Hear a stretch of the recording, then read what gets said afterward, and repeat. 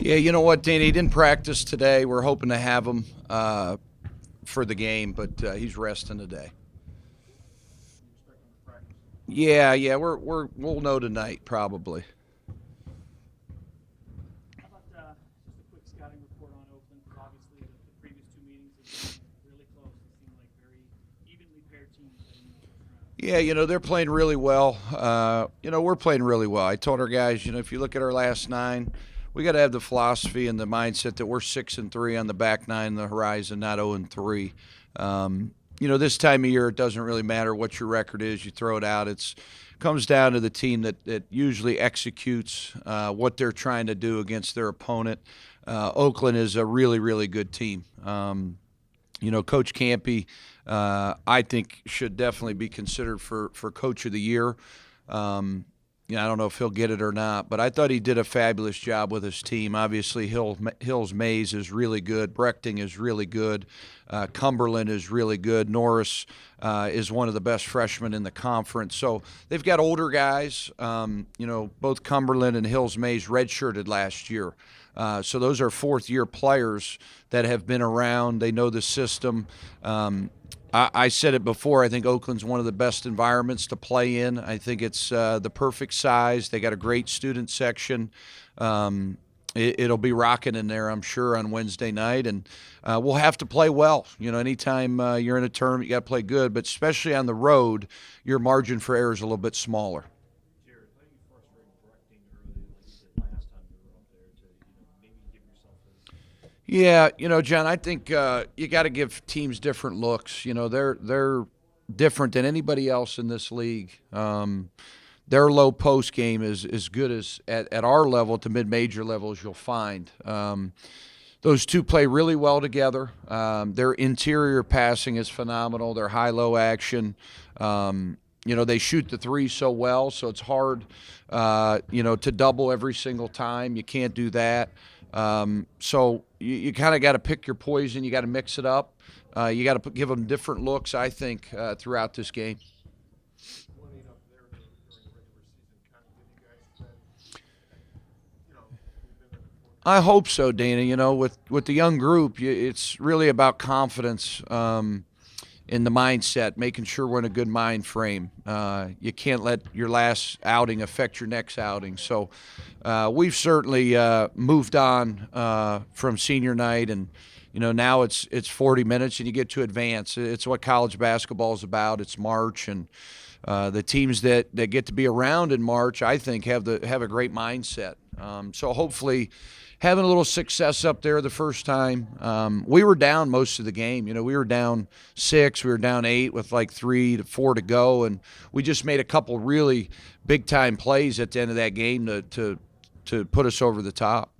Coach, it's kind of easy to say that you move on from senior night, but how do you kind of make sure that that tough emotional loss doesn't creep back in early in this playoff? I've explained to our guys. I don't think our record is indicative of who we are. All 5 games where a starter's been out, we've lost. We went 0 for 3 when Nas was out with his heart condition. We lost at Northern Kentucky when Darius went out, played 1 minute in the game. And then, of course, the other night when Garrett didn't play, another starter, we lost. So, we're 8-10 in the standings, but I don't think our record really shows who we are, because I think to have a great year, you've got to have some experience, you've got to have some talent, but you got to be luck. And what I mean by luck is you got to be injury-free. And unfortunately, we haven't been in those 5 games, and we lost every one of them. So, I certainly think we're capable of winning up there. And I think our guys should think that. We've already done it. But it's tournament time, and you got to go do it. So you just have to have a really good mindset into this game and have fun with it. It's the tournament. It's fun. It's what college is about, and it's going to be a sold-out atmosphere. It'll be awesome. What kind of leadership do you guys see out of your team these next couple of days leading up to Yeah, John, this time of year, Coach Huggins and Coach Massimino and Coach Young, guys that I've worked with and been around throughout the years, they always said, fresh minds and fresh legs come tournament time. Don't overdo it. Don't outthink the room. You know, you got to go in with a game plan, certainly, but you also can't over practice. So I think this time of year, if you're going more than an hour, it's too much. We went 1 hour and 5 minutes today, and we went an hour of tape, 30 minutes before and 30 minutes after, and that's a lot for us, to be honest with you. But I want them fresh. I want their bodies rested. I want them ready to go. Saturday, you talked a lot about mental toughness. What's the key to getting that? Well, first thing is, overcoming the crowd, the noise. We practiced here today with a lot of noise. For the first 30 minutes, we couldn't hear ourselves think. We had music blasting. We had two stereos going, one on the right side of the court, one on the left. After about 25 minutes, I got a headache, to be honest with you. I need 3 ibuprofen right now from that noise, and I think some of our guys did. But I think you have to practice the way the conditions are going to be. I expect that place to be rocking. I think it'll be the best atmosphere we've played in all year. We certainly played at Ohio State, West Virginia, Pitt, some of those places, but they're bigger. I think this venue, it gets really loud in there. So we got to be able to communicate. I think mental toughness is communication. It's kind of one of the unforgotten things, I think, in sports is the communication level. When you're out there as teammates and the coach, may not be able to hear us, not get the message to them, we got to have that leadership amongst our players in this environment. Jerrod, you think everybody should? I know there's only 18. Do you think everybody should be? Yeah, I think it's awful that Cleveland State and Milwaukee didn't get a chance to play. But I also think the Horizon League is ever changing. I think our commissioner's really good. I really like our commissioner. He's tried to do a lot of things. He brought that tournament to Detroit. That's a big time venue. Now it's going to Indianapolis, another big time venue. So I think we're in a little bit of transition right now of trying to figure out what direction the league's going to go, where the tournament's going to go. I certainly see why there's only 8 teams this year, Dana, and kind of a transition year, but I don't agree with it, no.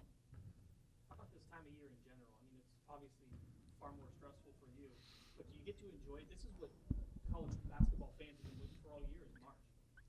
Yeah, I mean, I don't know if it'd be stress, but you don't want to go to a game and not be totally prepared. As you guys are in your line of work, you got to be prepared. Whether you're going to a high school game, you're going to YSU press conference. You guys want to be prepared as possible, and I think that's all you can do as a coach. Is you want to get the mental side covered, but the preparation side. So this time of year, coaches don't sleep much. Really haven't slept much in the last couple of weeks. I don't think there's many coaches in the country sleeping this time of year, because this is the last memory that our senior will have. This is the last memories that our players will have. And I think we're a dangerous team. I think we are. I think this team has a lot of talent. We're young. A lot of these guys have 31 games under their belt. So you don't know where this thing could take you. You could be coming back here next week and you guys could be doing another press conference, or this could be the last. I think that's the scary part, and that's the thing that keeps you going and keep you excited. But you got to go play the game, and you got to get that result in order to advance. But me personally, I've been fortunate. I've been around a lot of teams that won a lot of games in the postseason, and those are memories that you never forget. The smiles, and not only your players, but whatever community I was in, whether it was Cincinnati, West Virginia, Walsh, Fairmont. Those towns, those cities, they embraced it. They came to the games. It really changed a lot of those people's lives during those runs, and that's what we hope we can do here.